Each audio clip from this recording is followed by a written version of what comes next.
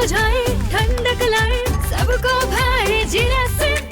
MTH का जलजीरा जीरा SIP. जीरा सिप, असली रिफ्रेशिंग, असली स्वाद, असली मजा। MTH।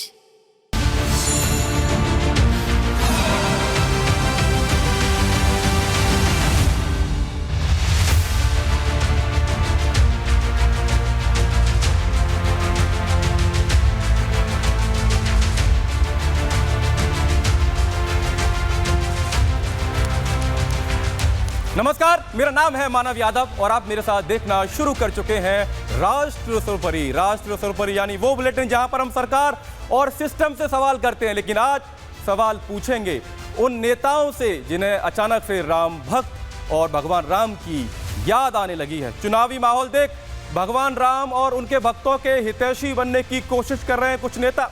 जिस समाजवादी पार्टी और कांग्रेस का इतिहास राम मंदिर के आंदोलन को कुचलने का रहा, उन पार्टियों के नेता भी आजकल रोज सुबह उठते हैं और रामलला के भजन गा रहे हैं। जो भाईजान कहते नहीं थकते थे कि कयामत तक बाबरी मस्जिद रहेगी, आज मंदिर में चढ़ावा चोरी हुई तो तुरंत जांच और आरोपियों के घर पर बुलडोजर चलवाना चाहते हैं। चढ़ावा चोरी पर भाईजान के पेट में उठे इस दर्द पर प्रभु राम भी हैरान हो रहे हैं और कह रहे होंगे कि भाईजान के लिए राम भक्तों का हित कब से सर्वोपरि हो गया।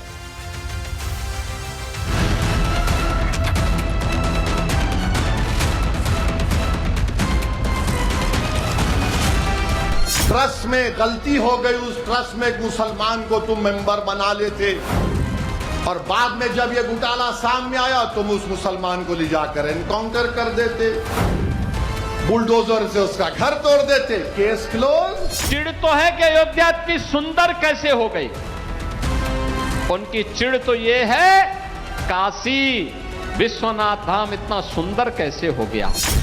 राम मंदिर में चढ़ावे की चोरी हुई तो विपक्ष को राजनीति करने का भरपूर मौका मिल गया। किसी ने रामद्रोहियों को एक्सपोज करने वाली SIT रिपोर्ट पर सवाल खड़े कर दिए, कोई पूरे ट्रस्ट को भंग करने की मांग करने लगा, तो कोई रामद्रोहियों के नाम पर सांप्रदायिक कार्ड खेलने से भी पीछे नहीं रहा। चढ़ावा चोरी का दुख देश के करोड़ों लोगों को है, लेकिन कुछ लोग ऐसे हैं जो चढ़ावे की चोरी पर सांप्रदायिकता की परत चढ़ाने से भी बाज नहीं आ रहे हैं। सांप्रदायिक कार्ड चलने वालों में सबसे पहला नाम है AIMIM प्रमुख असदुद्दीन ओवैसी का। ट्रस्ट में गलती हो गई, उस ट्रस्ट में एक मुसलमान को तुम मेंबर बना लेते और बाद में जब ये घोटाला सामने आया तुम उस मुसलमान को ले जाकर एनकाउंटर कर देते, बुलडोजर से उसका घर तोड़ देते, केस क्लोज। असदुद्दीन ओवैसी ने उत्तर प्रदेश के बिजनौर में एक जनसभा को संबोधित करते हुए ये बयान दिया है। ओवैसी के बयान के समर्थन में मौलाना भी खड़े हो गए हैं। ये सच्चाई है, इसमें कोई दो राय नहीं। मैं कई बार कह चुका हूं कि ऐसा लगता है कि इस देश के अंदर दो कानून हैं, एक मुसलमान के लिए, एक हिंदू के लिए। इतनी बड़ी चोरी, यानी इसको अगर आस्था की चोरी कहा जाए तो मजाक नहीं होगा। ये आस्था की चोरी करने के बाद भी कितनी आए बाएं शाएं हो रही है।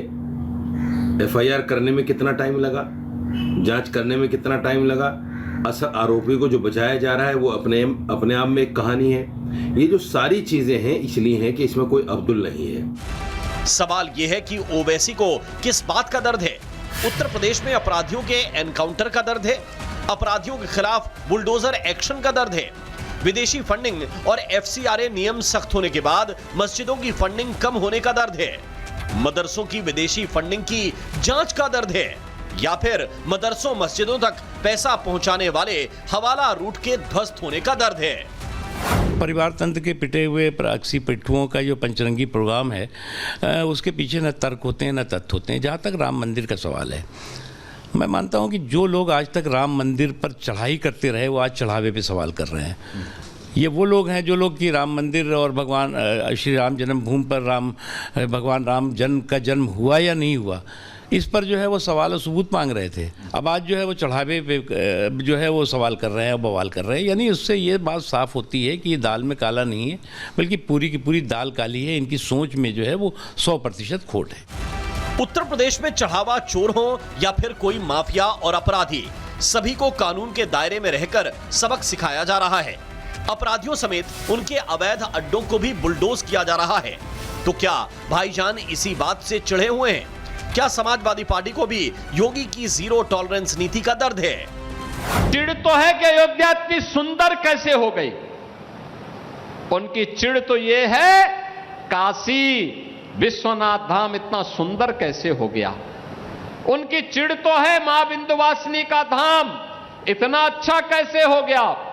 हर एक पौराणिक स्थल को और विरासत से जुड़े हुए स्थलों के पुनरुद्धार का कार्य हो रहा है।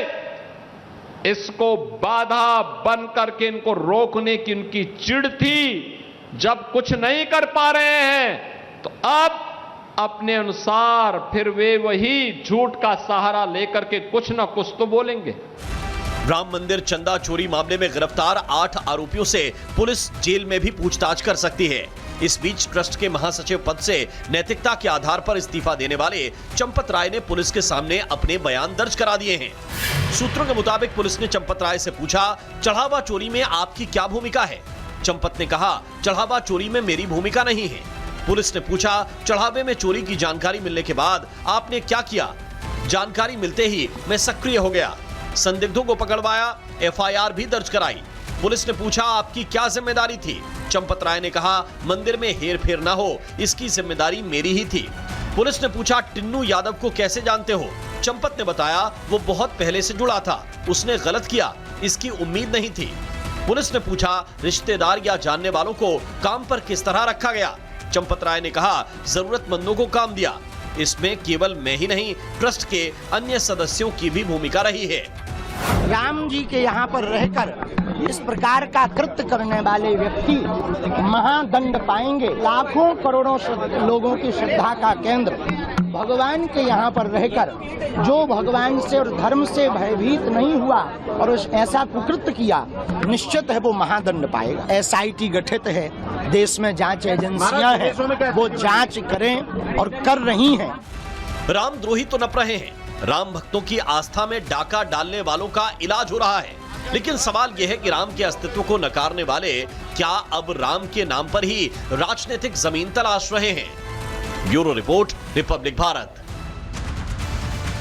और राजनीतिक जमीन तलाशने वालों में ओवैसी अकेले नहीं है, अखिलेश यादव भी लगातार उनकी जुबान पर अयोध्या और राम भगवान का नाम सुनाई दे रहा है। और ये वो अखिलेश यादव हैं जिन्होंने अभी तक रामलला के दर्शन नहीं किए हैं। तो वहीं कांग्रेस के यूपी अध्यक्ष कह रहे हैं कि उनको आज हाउस अरेस्ट कर दिया गया और वो रामलला के दर्शन करना चाहते थे। यानी चुनाव से पहले राम मंदिर और भगवान राम के इर्द गिर्द यूपी की राजनीति घूमती हुई दिखाई दे रही है। चलिए अब खबरों में आगे बढ़ते हैं।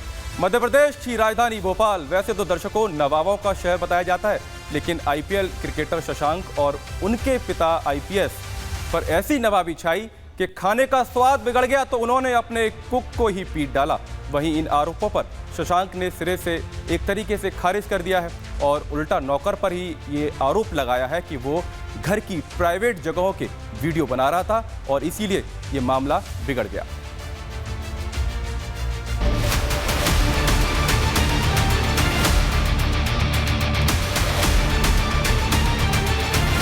मारने वाले थे शशांक सिंह और शैलेंद्र सिंह और उनका ड्राइवर है। 4 लोगों ने मारा है सर, जानवरों की तरह पीटे। क्रिकेटर बेटा जब आईपीएल के मैदान में बॉल को पीटता था तो आईपीएस पिता खुश होते थे, लेकिन क्रिकेटर बेटे ने जब नौकर को पीट दिया तो रसूखदार पिता का मूड खराब हो गया।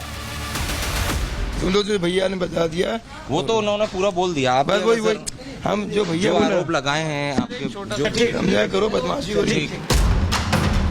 आईपीएल में तूफानी पारी खेलने वाले क्रिकेटर शशांक सिंह और उनके पिता रिटायर्ड आईपीएस शैलेंद्र सिंह पर कुक ने गंभीर आरोप लगाए। 3 दिन तक बंदी करके रखा। तीसरे दिन मैं जब उससे फोन मांगा तो नहीं दिया, तो मैं जाके कमरा बंद कर लिया। जब कमरा बंद कर लिया तो उसका ड्राइवर आया, खोलवाने लगा, तो मैं बोला मैं गेट नहीं खोलूंगा, मेरा फोन दे दो तो गेट खोलूंगा। उसके बाद वो लोग घुस के मुझे मारने लगे, खूब लात घूंचा जैसे पाए वो सब मारने लगे। जब मैं खूब चिल्लाया उसके बाद शांत हो गया तो उनको लगा अब मर न जाए तो छोड़ दिए। उनका लड़का मारा है, उनका ड्राइवर एक मिश्रा करके है, उनकी लड़की मारी है। और वो बात बस इतनी थी कि कुक ने जो खाना बनाया था वो क्रिकेटर शशांक और उनके पिता रिटायर्ड आईपीएस शैलेंद्र सिंह को पसंद नहीं आया। दोनों का स्वाद बिगड़ गया था। पीड़ित कुक का आरोप है कि इसी बात पर उसकी जमकर पिटाई कर दी गई, मोबाइल छीन लिया गया। के यहाँ पूरे कैमरा लगा हुआ है, सब चेक कर लें। मैं कहाँ गया रैकी कर रहा था तो कैमरे में दिखेगा, मैं कहाँ जाता हूँ क्या करता हूँ, पूरा कैमरा लगा है सर उनके घर में। सर मेरे से बनवा लीजिए, सारा खाना आता है। मैं लिखित में उनको जो जो जैसा बोले हैं, मेरे को लग रहा था यहाँ से कैसे निकलूं, तो मैं सब लिख के दिया हूँ उनको। बयान भी बोले जो आप करना चाहते हो मैं सब देने को तैयार। मैं तो जानता भी नहीं था कि इनका लड़का शशांक है। जब मैं सर वहाँ देखा तब तो मैं जाना कि ये इनका लड़का है। मैं कैसा षड्यंत्र, मैं किसी को जानता भी नहीं हूँ सर। मामला हाई प्रोफाइल है, रसूखदार परिवार से जुड़ा है, इसलिए कुक के बयान का संज्ञान लेते हुए भोपाल पुलिस ने शशांक सिंह के अलावा उनके पिता शैलेश सिंह और ड्राइवर के खिलाफ एफआईआर दर्ज कर ली है। उनके द्वारा जो पीड़ित है उसके द्वारा एक आवेदन दिया गया और मेडिकल कराया गया है। मारपीट संबंधी अपराध पंजीबद्ध किया गया। सवाल यह है, क्या विवाद सिर्फ खराब खाना बनाने को लेकर था? क्रिकेटर शशांक सिंह ने कुक का मोबाइल क्यों छीना? क्रिकेटर शशांक सिंह ने कुक की पिटाई क्यों की? नौकर को रखने से पहले बैकग्राउंड चेक क्यों नहीं कराया? और जब नौकर से विवाद हो गया था तो रसूखदार परिवार ने मामले की शिकायत पुलिस से क्यों नहीं की? पहले तो प्रूव हुआ ही नहीं, काम किया, आया 2 दिन बस घर की राखी किया, वीडियोस निकल। देखिए रसोईया अगर होता है, जो कुक होता है वो किचन में रहता है, खाना बनाता है, और आधा दिन किसी के रूम में जाए और वीडियोस निकाले। सुनने में बड़ा अच्छा लगता है कि थोड़ा आई कैचिंग लगता है कि भाई मोबाइल छीन लिया, बंधक बना लिया। 2 दिन में ना कोई बंधक बना सकता है और 2 दिन में मोबाइल ना कोई छीन सकता है। हाँ ये जरूर था कि मम्मी ने मोबाइल से वीडियोज और डिलीट करवाए थे, बिकॉज वो बहुत प्राइवेट थे। विवादों में घिरने के बाद शैलेश सिंह और शशांक सिंह की तरफ से एक वीडियो जारी किया गया है। वीडियो कुक के घर से निकलने के कुछ देर पहले का बताया जाता है। वीडियो में कुक सही सलामत नजर आ रहा है। दूसरी तरफ क्रिकेटर शशांक सिंह मामले को बड़ा षड्यंत्र बता रहे हैं। और मारपीट तो बहुत दूर की बात है, कुछ ऐसे बहस भी नहीं हुआ है उससे। आया था वो किसी के थ्रू, बोला रसोइया हूँ, सब खाना बनाने आता है मुझे। तो उसके बाद जब वो खाना बनाया तो ऑब्वियसली खाना नहीं बना पा रहा था, उसको आता भी नहीं खाना बनाने। तो फिर हम लोग को लगा कि फिर रख के मतलब नहीं है, तो उसको जाने को बोला हम लोगों ने यहाँ से। ये मारपीट के निशान कब हुए हैं? वो यहाँ से जाने के बाद बाहर उसने क्या किया है क्या नहीं किया, मैं कैसे गारंटी सकता? तो मुझे तो पहले ये शक आ रहा है कि किसी ने इसको इम्प्लांट तो नहीं कहता कि भाई इन्हें घर में जाओ। फिलहाल हाई प्रोफाइल परिवार की कोठी में हुए मारपीट कांड की चर्चा पूरे मध्य प्रदेश में है। हर कोई कहानी का सच जानना चाहता है। ये जो आप बड़ी सी हवेली देख रहे हैं, इसी में शैलेश सिंह और शशांक सिंह रहते हैं। रातियोड़ पुलिस ने वीडियो वायरल होने के बाद, फरियादी का वीडियो जो है वो वायरल होने के बाद, जिसमें कि मारपीट के निशान दिख रहे हैं, उसके बाद एफआईआर तो दर्ज कर ली है। लेकिन एक आईपीएस है, रसूखदार शख्सियत है शैलेश सिंह, पूर्व स्पेशल डीजी रहे हैं, उनका बेटा क्रिकेटर है। तो एफआईआर के बाद अब पुलिस क्या वैधानिक कार्रवाई करती है, या जो वैधानिक कार्रवाई होती है अरेस्टिंग, हिरासत या इन्वेस्टिगेशन, वो करती है या नहीं, ये देखने वाली बात होगी। लोग पूछ रहे हैं कि कुक रखने से पहले रसूखदार परिवार ने कानून का पालन क्यों नहीं किया। दरअसल बाई, रसोइया, ड्राइवर या केयरटेकर रखने के लिए देश के कानून और सुरक्षा नियमों के तहत कुछ जरूरी बातें लागू होती हैं। स्थानीय पुलिस थाने से नौकर का सत्यापन कराना जरूरी होता है। इस प्रक्रिया से नौकर के आपराधिक बैकग्राउंड का पता चल जाता है। काम के घंटों और काम के स्वरूप के आधार पर मासिक वेतन तय किया जाता है।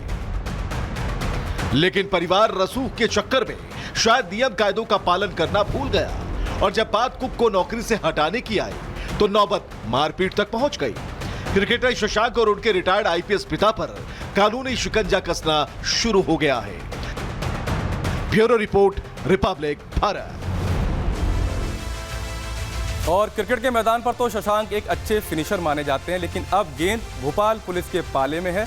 देखना यह होगा कि भोपाल पुलिस क्या उनके पिता के रसूख के आगे झुक जाएगी या एक अच्छा फिनिश यहां पर करके दिखाएगी। चलिए अब खबरों में आगे बढ़ते हैं और अब बात करेंगे साहब बीवी और गैंगस्टर वाली साजिश की, क्योंकि दिल्ली में एक पत्नी ने पति और सास से बदला लेने के लिए ऐसा कुचक्र रचा कि खुद ही उसी चक्र में फंस गई। व्यापारी पति से लाखों की फिरौती मांगने के लिए पत्नी ने अमेरिका में बैठे गैंगस्टर्स को कॉन्ट्रैक्ट दे डाला। इसके बाद जब दिल्ली पुलिस ने जांच की तो हैरान करने वाला खुलासा हुआ है। दिखाते हैं आपको ये खास रिपोर्ट।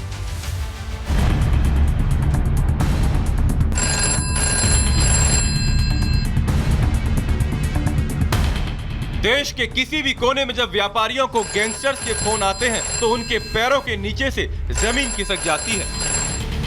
गैंगस्टर्स की व्यापारियों से बस एक ही मांग होती है, सुरक्षा के बदले पैसा। अपराध की दुनिया में इसे एक्सटॉर्शन मनी कहा जाता है। लेकिन सावधान, एक्सटॉर्शन मनी के लिए आने वाला हर कॉल जरूरी नहीं कि गैंगस्टर्स के अड्डे से आ रहा हो सकता है रंगदारी के लिए आपकी पत्नी या कोई रिश्तेदार ही आपकी फील्डिंग सेट कर रहा हो। दिल्ली पुलिस की स्पेशल सेल ने पति पत्नी और गैंगस्टर की सनसनीखेज साजिश वाले मामले का खुलासा किया है। दरअसल दिल्ली के एक व्यापारी को 14 जून को विदेशी नंबर से कॉल आया। कॉल करने वाले ने खुद को गोगी गैंग का सदस्य बताया और 50 लाख रुपए की फिरौती मांगी। और यही नहीं, डराने के लिए कारोबारी के घर और दुकान की फोटो लोकेशन के साथ भेजी गई। मुझे वो बोलता है कि हाँ भाई मैं गोगी गैंग से बोल रहा हूँ और मेरी बात ध्यान से सुन, और मुझसे वो पैसों की डिमांड करता है। तो जब इस तरह की उल्टी सीधी वो बातें करता है तो फर्स्ट कॉल में मेरी उसकी ज़्यादा बात नहीं होती, मैं उसकी कॉल काट देता हूँ। बैक कॉल मैं उसी नंबर मार के देखता हूँ तो उस पर बैक कॉल होती है और वो उठाता है। तो वो मुझसे कहता है कि भाई तुझे क्या लग रहा है फ़ोन काटने से बात खत्म हो जाएगी। उनको मेरी बात ध्यान से सुन, तेरे पास 1 हफ्ते का टाइम है और 50 लाख रुपए तू जुगाड़ कर ले, नहीं तो अपनी सलामती ही छोड़ दियो। डरे सहमे पीड़ित व्यापारी ने दिल्ली पुलिस में मामले की शिकायत की। 18 जून को लक्ष्मीनगर थाने में एफआईआर दर्ज हुई और जांच स्पेशल सेल को सौंप दी गई। इस दौरान 22 तारीख को मुझे दोबारा उसकी कॉल आती है। पुलिस प्रोडक्शन मुझे मिल जाता है और जबकि सबको पता होता है घर में, मोहल्ले में, पड़ोस में। अब 22 तारीख को मुझे उसकी दोबारा कॉल आती है और मुझसे कहा जाता है कि भाई ऐसा है, तू देख ले, तू पुलिस जो भी तूने तैनात करा ली या जो तूने प्रोडक्शन लेनी है, तू सोचे कि तुझे गोली लगने से कोई बचा लेगा। वो हरियाणी भाषा में बात कर रहा था कि अल्लाह लिख के दे ले, तेरे छोरे ने तेरे ने गोली लगेगी। टेक्निकल सर्विलांस और ह्यूमन इंटेलिजेंस के जरिए दिल्ली पुलिस की स्पेशल सेल ने धमकी देने वाले रजत को गिरफ्तार कर लिया। रजत के गोगी गैंग और अमेरिका में बैठे गैंगस्टर से संबंध का खुलासा भी पुलिस की जांच में हो गया है। लेकिन ये कहानी महज इतनी भर नहीं, अब कहानी में एंट्री होती है पीड़ित व्यापारी की पत्नी सपना जैन की। पुलिस ने जब धमकी देने वाले आरोपी रजत के मोबाइल को खंगाला तो पुलिस की टीम के होश उड़ गए। पुलिस के मुताबिक कारोबारी की हर गतिविधि, हर लोकेशन, हर जानकारी कोई और नहीं बल्कि उसकी अपनी पत्नी सपना जैन ही रजत तक पहुंचा रही थी। आरोप तो ये भी है कि व्यापारी की पत्नी सपना जैन ने ही 50 लाख की रंगदारी वाला प्लान बनाया था। इतना ही नहीं, सपना ने अपनी सास की हत्या की साजिश भी रच डाली थी। पुलिस के मुताबिक पूरा मामला घरेलू विवाद से जुड़ा है। व्यापारी की पत्नी सपना जैन का अक्सर अपनी सास और पति के साथ झगड़ा होता था और इसी झगड़े को खत्म करने के लिए सपना ने रजत को हायर किया था। दूसरी तरफ पीड़ित व्यापारी सपना जैन की बहन यानी अपनी साली को पूरे मामले का मास्टरमाइंड बता रहा है। इसमें 25 तारीख को शायद वो पहली गिरफ्तारी करते हैं और 28 तारीख को दूसरी गिरफ्तारी करते हैं। तो लेकिन मुझे नहीं लगता कि इसमें 2 गिरफ्तारी से बात बनती है। इसमें और लोग भी इन्वॉल्व हैं जो सामने नहीं आ रहे, जिनके चेहरे नहीं लाए जा रहे। मेरे घर पे मेरी साली का आना जाना था जिनका नाम सीमा है, और जो लड़का गिरफ्तार होता है वो उनके ही टच में था पिछले 3 सालों से। मेरी वाइफ तो उसे जानती भी नहीं थी, वो उसी के संपर्क में था। अगर जानती भी है तो उन्हीं के थ्रू जानी है। मैं ये मानता हूँ कहीं ना कहीं उनका बहुत बड़ा इसमें रोल है, और अगर उन्हें पकड़ा जाए, उनकी गिरफ्तारी होती है तो शायद इसमें और भी बहुत सी कड़ियाँ खुलेंगी जो नहीं पता लग रही, जो सामने नहीं आ रही। मैं नहीं मानता कि मेरी वाइफ इतना बड़ा काम अकेले कर सकें। दिल्ली पुलिस ने सपना जैन और रजत पर शिकंजा कस लिया है। दोनों के मोबाइल से आपत्तिजनक चैट्स मिलने का दावा भी किया जा रहा है। आरोपी रजत पर पहले से चोरी, स्नैचिंग और आर्म्स एक्ट के तहत कई मामले दर्ज हैं। दिल्ली पुलिस की स्पेशल सेल ने एक ऐसी पत्नी को गिरफ्तार किया जिसने गोगी गैंग के गुर्गों से संपर्क किया, अपने ही पति को गोगी गैंग के गुर्गे से कॉल करवाई, 50 लाख रुपए एक्सटॉर्शन मनी मंगवाई, और इस मामले में पुलिस ने पत्नी सपना समेत गोगी गैंग से जुड़ा हुआ शख्स जिसकी गिरफ्तारी सोनीपत से की गई, रजत उसका नाम है, उन दोनों को गिरफ्तार किया है और आगे भी इन्वेस्टिगेशन की जा रही है। सपना ने जिसके साथ 7 फेरे लिए उसी की सुपारी गोगी गैंग को दे दी। रंगदारी और रिश्तों के कत्ल की ये खौफनाक कहानी जिसने भी सुनी वो सन्न रह गया। दिल्ली पुलिस की स्पेशल सेल अब विदेश में बैठे हैंडलर और साजिश में किसी और का हाथ तो नहीं, इस बात को लेकर भी जांच कर रही है। Bureau report, Republic Bharat.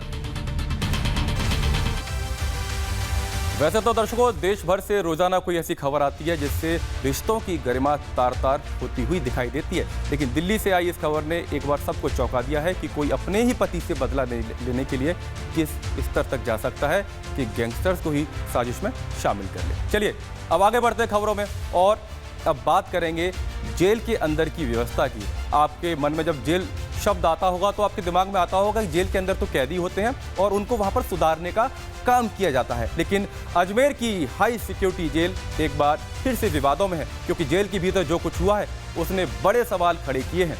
एक समय पर बेहड़ों में दहशत का नाम रहे कुख्यात डकैत जगन गुर्जर की जेल के अंदर ही हत्या कर दी गई। जो एक समय पर खूंखार डकैत बताया जाता था, उसके ऊपर 100 से ज़्यादा मामले दर्ज थे। उस जगन गुर्जर का शव जेल के परिसर में मिला है। ऐसे में सवाल ये खड़ा होता है कि क्या जेल कैदियों को सुधारने के लिए है या फिर उनके गैंग को और मजबूत करने के लिए है? अनशन करेगा।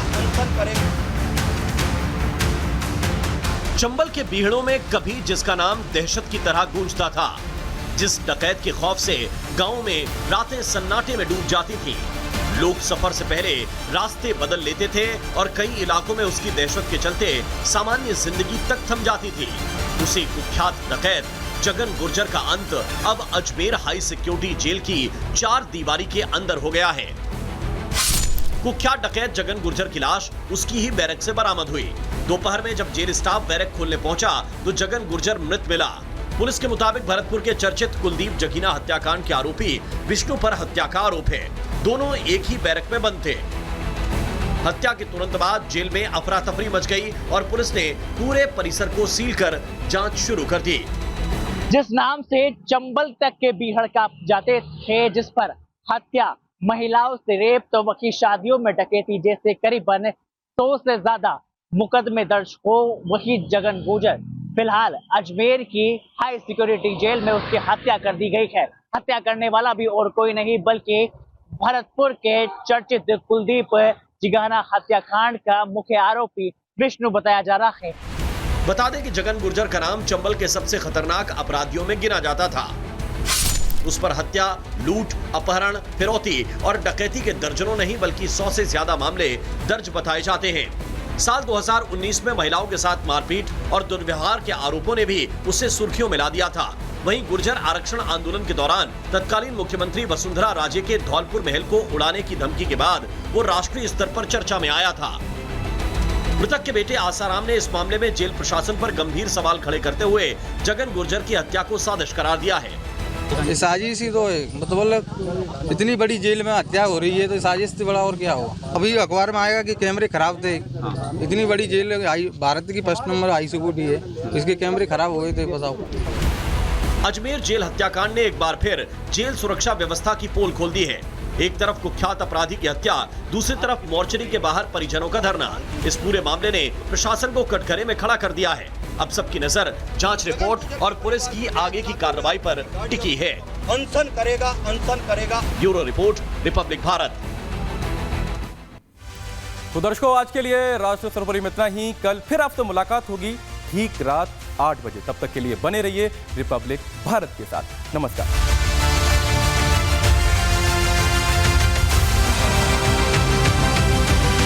चमकी चाट से क्या बना है? सैंडविच, लस्सी और छाछ और हर घूंट में चमकी चाट। ड्राई फ्रूट और दही बड़े। चमकी चाट से स्वाद बढ़े। असली स्वाद सिर्फ चमकी चाट।